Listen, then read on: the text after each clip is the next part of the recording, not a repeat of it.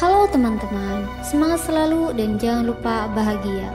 Kali ini, P7 akan mereview sebuah film yang berjudul Jung-e tahun 2023. Film diawali dengan sebuah narasi yang menceritakan tentang kondisi bumi yang sudah tidak layak huni karena perubahan iklim. Scene beralih pada seorang pemimpin pasukan sekutu yang bernama Yoon Jung-gi yang terbangun dari pingsannya. Kapten Yoon pun mulai menyerang robot-robot musuh dengan ketangkasannya. Saat Kapten Yoon akan menembak baterai robot musuh, perhatiannya teralihkan dan Kapten Yoon pun tertembak hingga tewas. Namun ternyata, Kapten Yoon yang sedang berperang hanyalah simulasi. Para ilmuwan yang dipimpin oleh So-hyun, yaitu anak dari Kapten Yoon, sedang membuat robot kloningan dari otak ibunya, yang sudah koma selama 40 tahun. Perusahaan yang bernama Kronoid berusaha untuk mereplika otak Kapten Yoon menjadi robot AI tempur yang handal yang diberi nama Jung-e.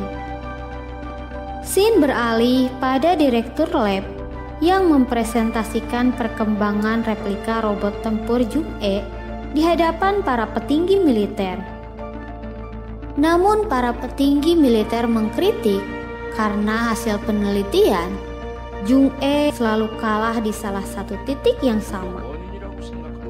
Dan ketua So-hyun pun menjanjikan pada para petinggi militer itu bahwa dia bisa membuat kloningan dari otak Kapten Yoon menjadi robot tempur yang berhasil dalam misi.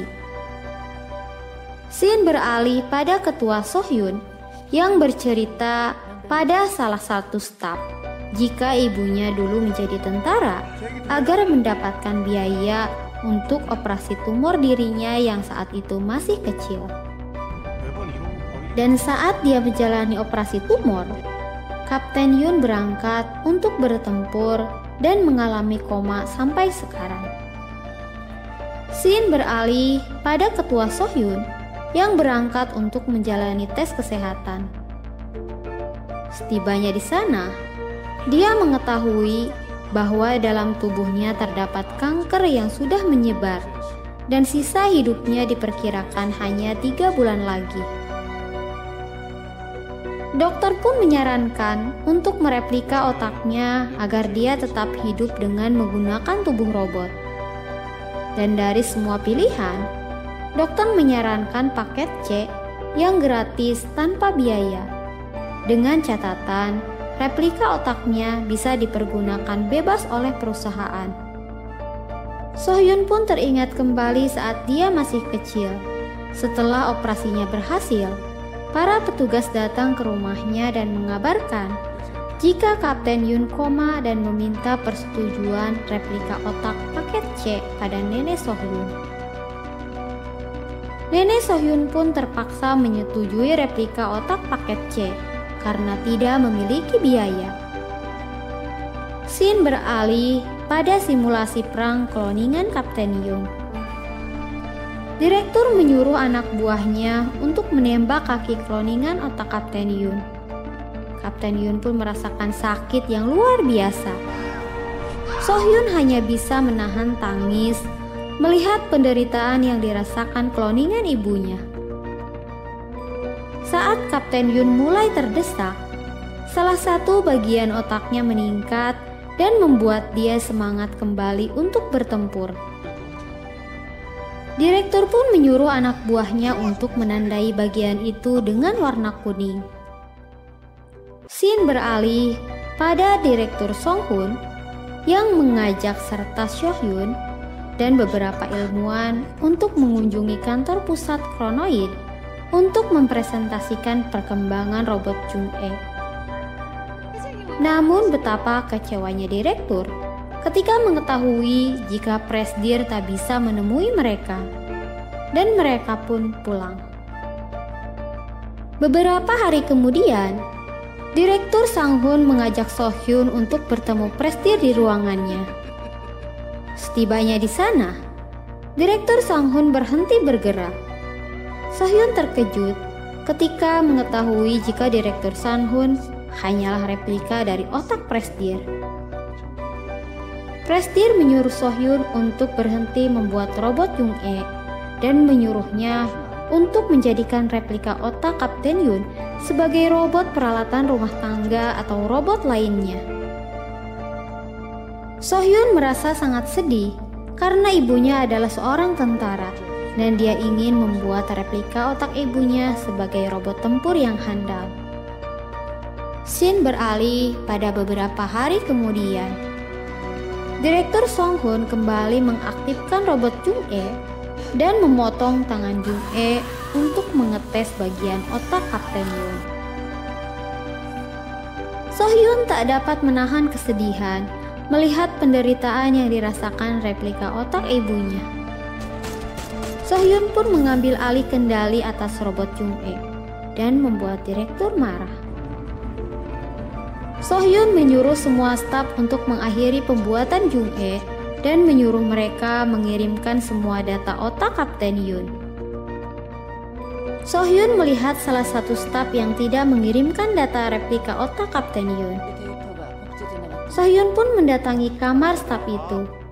Dan betapa marahnya So-hyun ketika mengetahui jika replika otak ibunya dimasukkan ke dalam robot tak senonoh.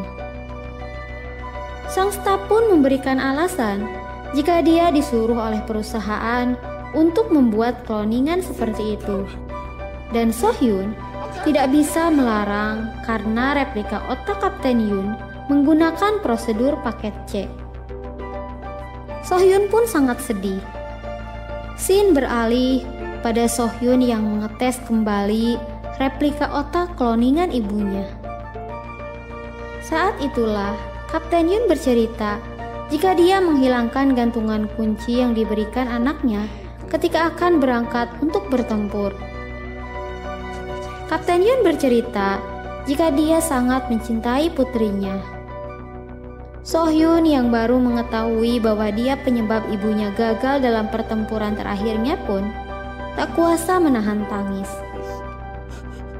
Di ruang simulasi, So-hyun memutuskan untuk menghapus ingatan Kapten Yoon tentang putrinya dan hanya menyisakan sedikit ingatan tentang putrinya.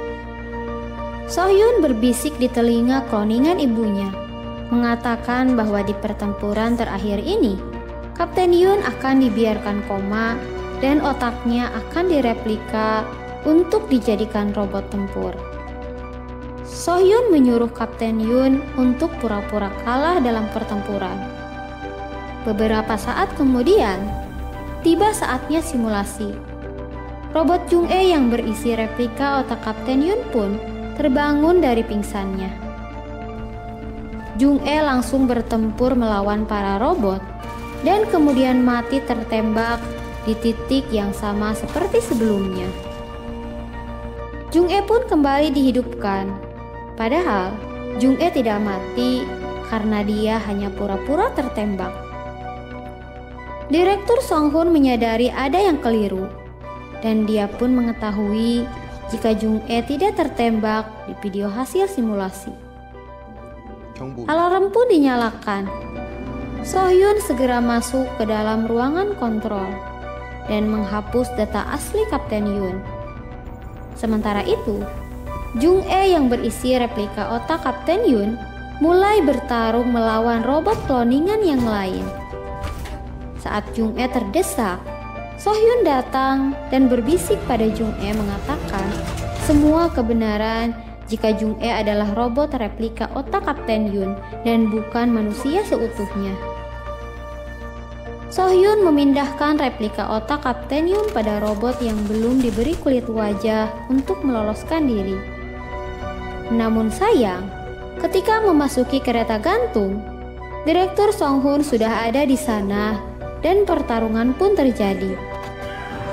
Saat direktur mengetahui jika dia hanyalah robot replika otak, direktur marah dan membuat So-hyun terluka parah. Jung-e berusaha menyelamatkan So-hyun karena menyadari jika So-hyun adalah anak Kapten Yoon. Namun, So-hyun menyuruh Jung-e untuk melarikan diri karena umur So-hyun tidak lama lagi.